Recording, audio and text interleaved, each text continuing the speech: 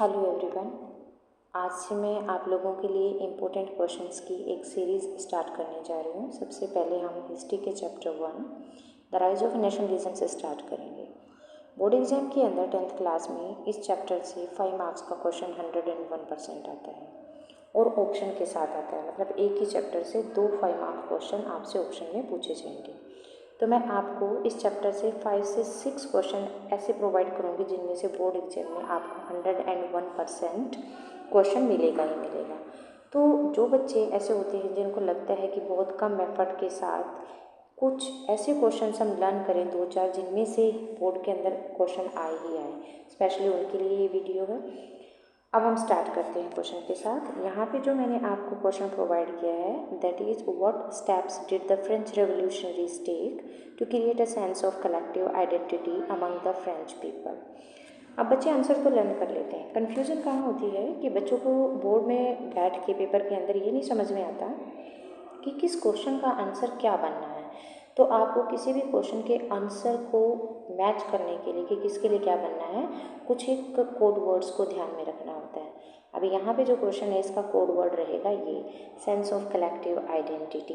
Question किसी भी तरीके से मॉडिफाई होके आए, आपको सिर्फ ये याद रखना है जहाँ ये वर्ड्स आ गए मीन्स आपने ये आंसर आपका लिख देना है जो यहाँ पे आपका प्रेजेंट है। ठीक है, अब हम स्टार्ट करते हैं आंसर के साथ। आंसर को मैंने बहुत ही शॉर्ट करके, बहुत ही सिंप्लीफाइड करके आपके लिए सेंटेंसेस को निकाला है। इन सेंटेंसेस को भी अगर किसी को लर्न करने में प्रॉब्लम है तो मैं कोड वर्ड्स बताऊंगी सेंटेंसेस के भी, आप वो लर्न कीजिए, खुद सेंटेंस को फ्रेम करके लिख सकते हैं।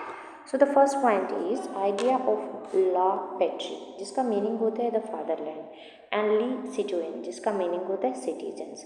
वर एम्फेसाइज, मतलब रिवोल्यूशनरीज ने इस बात को प्रेशराइज करके लोगों को बताया, एम्फेसाइज करके बताया कि फ्रांस हमारी पैतृक भूमि है और हम इसके सिटीजन हैं, इसलिए हमें इसको नेशनलाइज कर देना है। एक नेशन में कन्वर्ट करने के लिए सबको एक साथ आना पड़ेगा।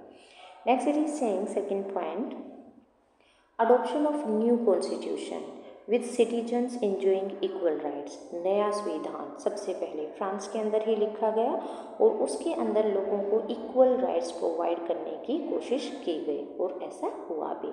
तो आप यहाँ पे कोड वर्ड आपके हो जाएंगे new constitution and equal rights to the citizens. आपका थर्ड पॉइंट है adopted tricolour as new French flag replacing the royal standard. अब यहाँ पे कोड वर्ड क्या रहेगा, tricolour as new French flag and replacing royal standard. पहले जो monarchial system को रिप्रेजेंट करता था उस फ्लैग को हटा दिया गया और नया 3 कलर का झंडा अडोप्ट किया फ्रेंच रेवोल्यूशनरीज ने, जिसके अंदर आपके वाइट, ब्लू और रेड कलर थे। तो यहाँ से इंटरनल क्वेश्चन भी बन जाता है कि किस कलर के साथ उसको रिप्लेस किया गया था। नेक्स्ट पॉइंट है आपका adoption of uniform system of weights and measurement. नए तरीके अपनाए गए, यूनिफॉर्म मतलब एक जैसे। पहले क्या था फ्रांस सोसाइटी के अंदर कि अलग अलग जगह पे अलग अलग टाइप के वेट्स और मेजरमेंट मिलती थी लेंथ के लिए। अब उसको यूनिफाई कर दिया, मतलब आप कहीं भी जाएंगे with in the France boundary एक ही टाइप का आपका वेट और मेजर्स रहेगा। तो इससे बिजनेस पर्सन और ट्रेडर्स को बहुत फायदा हुआ। Now the fifth point, state general renamed as national assembly. ये जो स्टेट जनरल था that was a political body in France society. राजा जो होता था लुई 16, आपको 9th क्लास का याद हो, तो कोई भी लॉ बनाने के लिए, न्यू डिसीजन लेने के लिए तीनों स्टेट्स के मेंबर्स को बुला के डिसीजन लेना होता था। अब स्टेट जनरल को बदल के इसका नाम रख दिया गया national assembly. So these two will be the code word, state general and national. Next point is abolition of internal custom duties. Abolition का मतलब होता है हटा देना, इंटरनल कस्टम ड्यूटीज़ मतलब बिजनेस या ट्रेड के ऊपर कोई टैक्सेस इम्पोज कर देना। तो ये डिसाइड किया गया कि पूरे फ्रांस के अंदर with in the boundary of France अगर कोई कस्टम ड्यूटीज़ हैं तो वो नहीं लगेंगी, हटा दिया गया। Again it was benefiting the traders and the business person. Next point is new हाइमन्स were composed and oaths were taken. New हाइमन्स in the sense कि नए गीत लिखे गए और गाए भी गए और नए और ओथ्स लिए गए, शपथ ली गई कि हम फ्रांस को यूनिफाई करने के लिए कोशिश करेंगे। नेक्स्ट है हमारा martyr remembered in the name of nation, जो लोग शहीद हुए थे फ्रेंच रेवोल्यूशन के टाइम पे, उनको याद किया गया, उनकी ब्रेवरी के किस्से सुनाए गए और बोला गया कि इतने सारे लोग शहीद हुए हैं तो हमें उनको प्राइड देने के लिए, उनकी शहादत को पूरा करने के लिए नेशनलिज्म के सेंस को आगे बढ़ाना ही पड़ेगा और फ्रांस को एक नेशन बनाना पड़ेगा।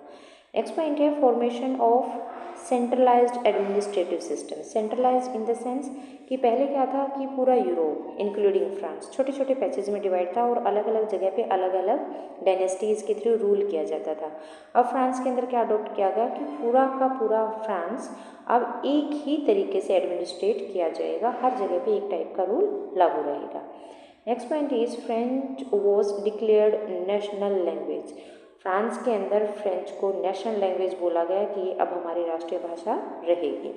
And the last one is dialects were encourages, मतलब अलग अलग जगह पे जो बोली बोली जाती थी एरिया वाइज, जैसे आपके इंडिया के अंदर होता है पंजाब में पंजाबी, हरियाणा में हरियाणी, किसी भी जगह पे जो भी लैंग्वेज बोली जाती है, सॉरी हरियाणवी, तो इस तरीके से डायलैक्ट्स को डिस्करेज किया गया और फ्रांस को नेशनल लैंग्वेज डिक्लेयर किया गया। So this is one important question for you students and definitely will be helpful to you and easy to learn. आगे फिर मिलते हैं सेकेंड वीडियो के अंदर। Till then good bye.